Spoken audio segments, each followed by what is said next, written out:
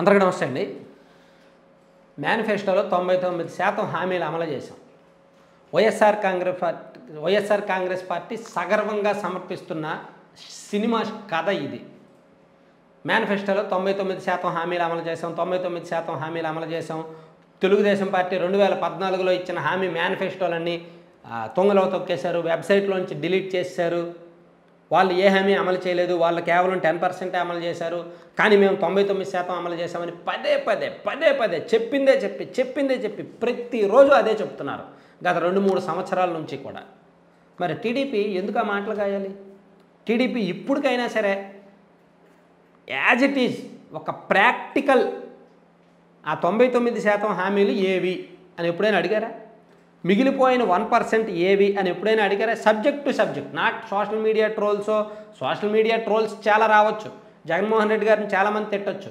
కానీ జగన్మోహన్ రెడ్డి గారి స్థాయి వ్యక్తి అంటే సీఎం స్థాయి వ్యక్తి నేను 99% హామీలు అమలు చేశానని చెప్తున్నప్పుడు అదే స్థాయి వ్యక్తి ఆ 99% హామీలు అమలు చేయలేదు, ఇదిగో వదిలేసిన హామీలు ఎక్కువ ఉన్నాయని చెప్పాలి కదా.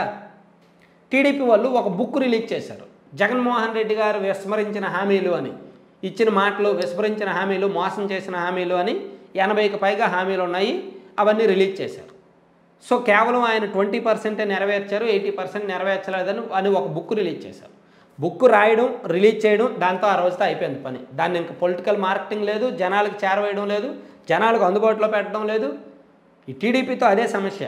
ఏదో ఒక పెద్ద బుక్ ఒకటి రిలీజ్ చేస్తారు, అది ఎవరు చదువుతారో వివేకానంద రెడ్డి గారు మర్డర్ మీద బుక్ రిలీజ్ చేశారు, అది జనాలకు అందనప్పుడు బుక్కులో ఎందుకు?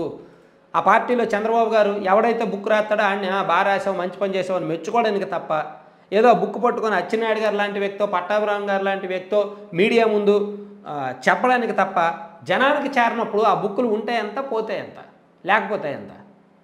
సో అనేక సబ్జెక్టుల మీద, వైసీపీ ఫెయిల్యూర్స్ మీద, పోలవరం ప్రాజెక్ట్ ఫెయిల్యూర్స్ మీద, రాజధాని అంశం మీద, అలాగే రకరకాల అంశాల మీద పుస్తకాలు రాసినప్పుడు వైసీపీ ఫెయిల్యూర్స్ని అంతగా జనంలోకి తీసుకెళ్లాలన్నప్పుడు ఎక్కడ తీసుకెళ్లారు జనానికి? అంతెందుకండి, ఒక పచ్చి నిజం చెప్తా. జగనన్న విద్యా దీవెన మొన్న మార్చి నెలలో బటన్ నొక్కారు, మార్చి ఫస్ట్ వీక్లో, ఇది ఏప్రిల్ ఫస్ట్ వీక్, నెల రోజులైంది బటన్ నొక్కి, ఇప్పటికీ రాలేదు. 50% మంది స్టూడెంట్స్కి ఇప్పటికీ డబ్బులు రాలా, ఫీజు రీయింబర్స్మెంట్. ఇది ఎగ్జామ్స్ టైం, చాలా కాలేజీల్లో హాల్ టికెట్లు ఇవ్వట్లేదు. జగనన్న విద్యా దీవెన బటన్ నొక్కి నెల రోజులు దాటినా ఇప్పటికీ కూడా విద్యా దీవెన డబ్బులు పడలేదు పిల్లలకి. దాన్ని ఒక్క టీడీపీ వాళ్ళైనా చెప్తున్నారా? ఒక్క టీడీపీ నాయకుడైనా చెప్తున్నారా? చంద్రబాబు గారే చెప్పొచ్చుగా, ఇదిగో పిల్లల్ని మోసం చేశాడు ఆయన, ఫీజు రీయింబర్స్మెంట్ రాజశేఖర రెడ్డి గారు సక్రమంగా చేశారు, నేను సక్రమంగా చేశాను, కిరణ్ కుమార్ రెడ్డి సక్రమంగా చేశారు, కానీ జగన్మోహన్ రెడ్డి గారు మాత్రం దాన్ని సక్రమంగా అమలు చేయట్లేదు, తిరిగేమో 99% హామీలు అమలు చేస్తున్నామని అబద్ధాలు చెప్తున్నారు. తర్వాత వాళ్ళు మాట్లాడితే వైసీపీ వాళ్ళు 17 మెడికల్ కాలేజీలు కట్టాము, 17 మెడికల్ కాలేజీలు కట్టేశాము అంటారు. 17 మెడికల్ కాలేజీలు ఎక్కడ ఉన్నాయి చూపించండి. 5 ఉన్నాయి, 5 కట్టారు, మిగిలినవి అండర్ కన్స్ట్రక్షన్లో ఉన్నాయి. వాటిలో చాలా వరకు టీడీపీ గవర్నమెంట్ ఉన్నప్పుడే మంజూరు చేశారు. సో ఆ మాటకైనా కౌంటర్ ఇస్తున్నారు, కనీసం ఇవ్వట్ల. అలాగే ఇంకా ఈ జాబ్ క్యాలెండర్స్ విషయంలో కావచ్చు, మెగా డిఎస్సి విషయంలో కావచ్చు, చాలా హామీలు మేము 25 లక్షలు ఇల్లు కట్టించామన్నారు.